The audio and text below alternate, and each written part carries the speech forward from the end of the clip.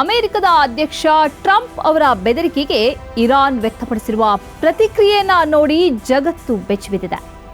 ಈ ಯುದ್ಧಕ್ಕೆ ಇರಾನ್ ಎಂಥ ತಯಾರಿಯನ್ನ ನಡೆಸಿದೆ ಅನ್ನೋದು ಈ ಪ್ರತಿಕ್ರಿಯೆಯಿಂದ ವ್ಯಕ್ತವಾಗಿದೆ. ಈ ಪ್ರತಿಕ್ರಿಯೆ ಬೇರೇನೂ ಅಲ್ಲ, ತನ್ನ ಭೂಗರ್ಭ ಕೋಣೆಗಳಲ್ಲಿ ಅದು ಸಜ್ಜೀಕರಿಸಿ ಇಟ್ಟಿದ್ದ ಅಗಾಧ ಪ್ರಮಾಣದ ಶಸ್ತ್ರಾಸ್ತ್ರಗಳ ದೃಶ್ಯಗಳನ್ನು ಇರಾನ್ ಇದೀಗ ಬಿಡುಗಡೆಗೊಳಿಸಿದೆ.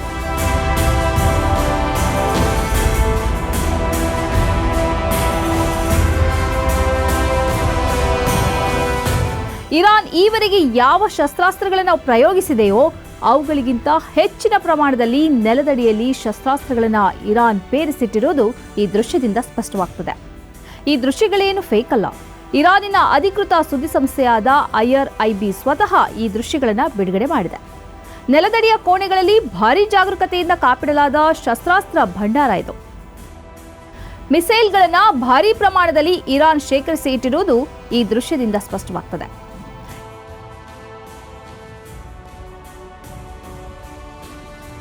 ಇರಾನಿನ ಮಿಸೈಲ್ಗಳನ್ನು ನಾಶ ಮಾಡಿದ್ದೇವೆ, ಇರಾನಿನ ಶಸ್ತ್ರಾಸ್ತ್ರ ಭಂಡಾರಗಳಿಗೆ ಬಾಂಬ್ ಹಾಕಿ ಧ್ವಂಸ ಮಾಡಿದ್ದೇವೆ ಎಂದು ಅಮೆರಿಕ ಮತ್ತು ಇಸ್ರೇಲ್ ಹೇಳಿರುವುದರ ನಡುವೆ ಈ ದೃಶ್ಯಗಳು ಬಹಿರಂಗಕ್ಕೆ ಬಂದಿವೆ.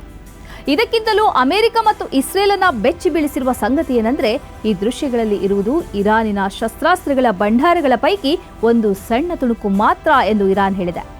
ಆಯುಧ ಸಂಗ್ರಹಗಾರವೆಂಬ ಬೆಟ್ಟದಿಂದ ಒಂದು ಸಣ್ಣ ಭಾಗವನ್ನಷ್ಟೇ ತೋರಿಸುತ್ತಿದ್ದೇವೆ ಎಂದು ಇರಾನ್ ಹೇಳಿದೆ.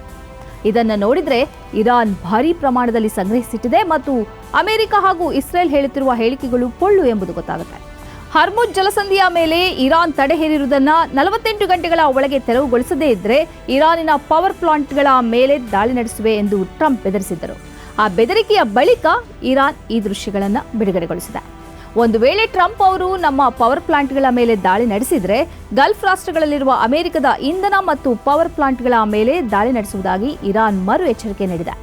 ಅಮೆರಿಕದ ಇನ್ಫ್ರಾಸ್ಟ್ರಕ್ಚರ್ಗಳನ್ನು ನಾಶ ಮಾಡುವಷ್ಟು ಸಾಮರ್ಥ್ಯವುಳ್ಳ ಮಿಸೈಲ್ಗಳು ನಮ್ಮ ಬಳಿ ಇವೆ. ಅವುಗಳ ಮೂಲಕ ಅಮೆರಿಕ ಕಂಡು ಕೇಳರಿಯದ ನಾಶನಷ್ಟಕ್ಕೆ ಒಳಗಾಗಲಿದೆ ಎಂದು ಇರಾನ್ ಎಚ್ಚರಿಕೆ ನೀಡಿದೆ. ಹರ್ಮುಜ್ ಜಲಸಂಧಿ ಇರಾನಿನ ಹಿಡಿತದಲ್ಲಿರೋದ್ರಿಂದ ಜಾಗತಿಕ ತೈಲ ಮಾರುಕಟ್ಟೆಯಲ್ಲಿ ಕೋಲಾಹಲ ಉಂಟಾಗಿದೆ. ದಿನೇ ದಿನೇ ತೈಲದ ಬೆಲೆಯಲ್ಲಿ ಏರಿಕೆ ಆಗ್ತಾ ಇದೆ. ಹರ್ಮುಜ್ ಜಲಸಂಧಿಯನ್ನು ಬಿಡುಗಡೆಗೊಳಿಸುವ ಹೆಸರಲ್ಲಿ ಅಮೆರಿಕ ದಾಳಿ ಮಾಡಿದರೆ ಗಲ್ಫ್ ರಾಷ್ಟ್ರಗಳಲ್ಲಿರುವ ಅಮೆರಿಕದ ವಿವಿಧ ಕಟ್ಟಡಗಳು, ಪವರ್ ಪ್ಲಾಂಟ್ಗಳು, ಬ್ಯಾಂಕ್ಗಳು ಸಹಿತ ಪ್ರತಿಯೊಂದನ್ನು ಗುರಿ ಮಾಡಿ ದಾಳಿ ಮಾಡೋದಾಗಿ ಇರಾನ್ ಹೇಳಿದೆ. ಇದೀಗ ಅದಕ್ಕೆ ಪೂರಕವಾದ ಮಿಸೈಲ್ಗಳ ಭಂಡಾರವನ್ನೇ ಪ್ರದರ್ಶಿಸಿದೆ. ಅಂತೂ ಯುದ್ಧಕ್ಕೆ ಇಳಿಯುವಾಗ ಅಮೆರಿಕ ಮತ್ತು ಇಸ್ರೇಲ್ನಲ್ಲಿ ಯಾವ ಪೌರುಷ ಇತ್ತೋ ಅವು ದಿನೇ ದಿನೇ ಕಡಿಮೆ ಆಗ್ತಿದೆ. ಇಸ್ರೇಲ್ನ ಪ್ರಮುಖ ಅಣುಸ್ಥಾವರಗಳ ಮೇಲೆ ಕೂಡ ಇರಾನ್ ದಾಳಿ ನಡೆಸಿದೆ. ಇನ್ನೊಂದು ಕಡೆ 4000 ಕಿಲೋಮೀಟರ್ ದೂರದ ಗುರಿಗೂ ತಲುಪಬಲ್ಲ ಕ್ಷಿಪಣಿಗಳನ್ನು ಇರಾನ್ ಹಾರಿಸಿದೆ. ಈ ಮೂಲಕ ಇರಾನಿನ ಸಾಮರ್ಥ್ಯದ ಬಗ್ಗೆ ಇಸ್ರೇಲ್ ಮತ್ತು ಅಮೆರಿಕಕ್ಕೆ ಅರಿವಿರಲಿಲ್ಲ ಅನ್ನೋದು ಗೊತ್ತಾಗಿದೆ. ಈಗ ಟ್ರಂಪ್ ಅವರು ಯುದ್ಧ ಸ್ಥಗಿತಕ್ಕೆ ಕರೆ ಕೊಡ್ತಿದ್ರೂ ಇರಾನ್ ಕೇಳ್ತಿಲ್ಲ. ಯುದ್ಧ ಪ್ರಾರಂಭಿಸಿದವರಿಗೆ ಈಗ ಯುದ್ಧ ಸಾಕಾಗಿದೆ. ಆದರೆ ಯುದ್ಧಕ್ಕೆ ಗುರಿಯಾದವರಿಗೆ ಯುದ್ಧ ಬೇಕಾಗಿದೆ.